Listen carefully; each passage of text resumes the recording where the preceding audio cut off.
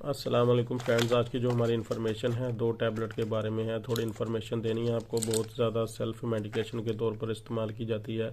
ایک فلیجل ٹیبلٹ ہے اور ایک میٹروڈین ڈی ایف۔ اچھا، اس کے بارے میں انفارمیشن یہ دینی ہے کہ اگر آپ اسے سیلف میڈیکیشن کے طور پر استعمال کرتے ہیں تو پھر بھی آپ ڈاکٹر کیا کریں کوئی بھی میڈیسن کو سیلف میڈیکیشن کے طور پر استعمال کرنے سے پہلے۔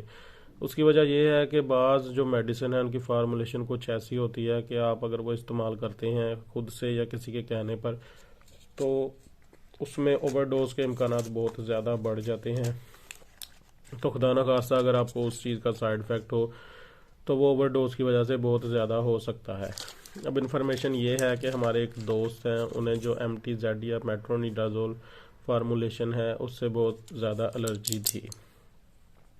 انہیں پہلے یہ معلوم نہیں تھا، انہیں کوئی موشن وغیرہ یا فوڈ پوائزنگ کا مسئلہ ہوا تو انہوں نے کسی نے مشورہ دیا کہ اب میٹروڈین ڈی ایف اور فلیجل ٹیبلٹ یوز کریں۔ تو اب انہیں جو میٹرونیڈازول فلیجل میں سالٹ ہے اس سے الرجی تھی، تو انہوں نے ایک ٹیبلٹ دونوں کی یوز کی۔ تو یہ دیکھیں، یہ میٹرونیڈازول 400 mg فلیجل میں اب پہلے سے موجود ہے۔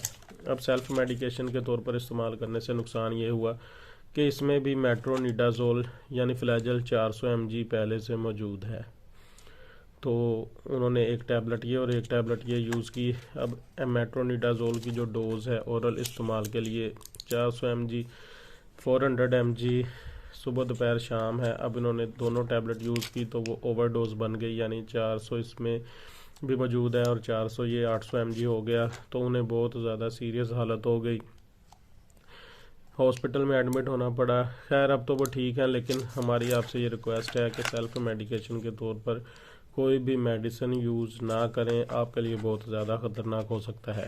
اگر آپ نے کوئی فرسٹ ایڈ کے طور پر میڈیسن گھر میں رکھنی بھی ہے تو کسی میڈیکل رجسٹرڈ پریکٹیشنر سے، ڈاکٹر سے آپ ایک دفعہ لکھوا لیں، وہ گھر میں رکھیں اور استعمال کریں بہت زیادہ ایمرجنسی کی صورت میں۔ تو یہ انفارمیشن تھی میٹروڈین ڈی ایف فلیجل ٹیبلٹ کے بارے میں۔ تو اگر پسند آئی ہے تو اسے لائک کریں، شیئر کریں، چینل کو سبسکرائب کریں اور بیل آئیکن کا بٹن ضرور دبائیں۔